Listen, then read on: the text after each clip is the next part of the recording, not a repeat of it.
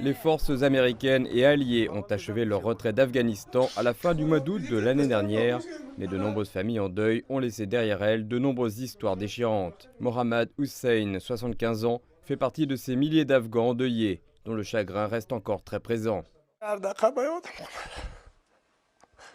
Chaque fois que je me souviens de lui, il n'y a pas d'autre sentiment que la douleur et le chagrin. Mon enfant me manque, il me manque, c'est un sentiment de chagrin.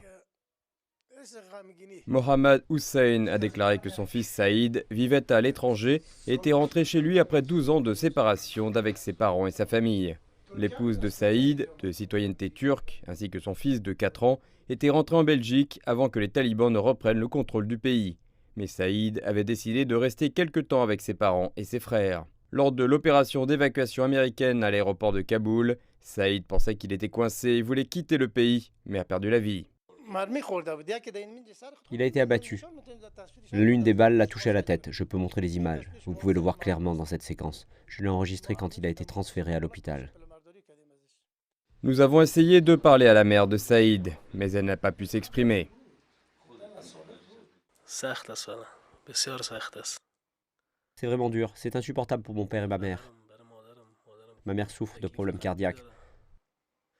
Cela a été vraiment dur pour toute la famille.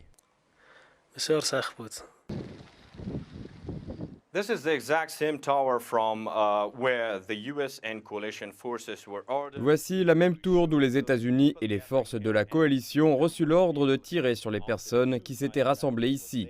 Et de nombreuses personnes étaient là après l'attentat suicide qui a ensuite été revendiqué par l'ISKP, aussi appelé l'État islamique au Khorasan. Puis des tirs ont commencé tout au long de ce canal qui fait quelques kilomètres de long. Il y avait une large foule. Les blessés criaient à l'aide et Saïd était sous 2 cadavres, juste ici.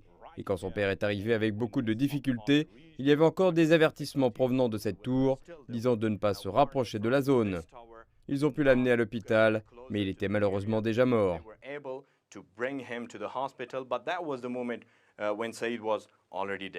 Les vêtements et les chaussures des victimes sont restés éparpillés à certains endroits de l'aéroport. L'attentat suicide du 26 août 2021 a tué 13 militaires américains et plus de 150 Afghans.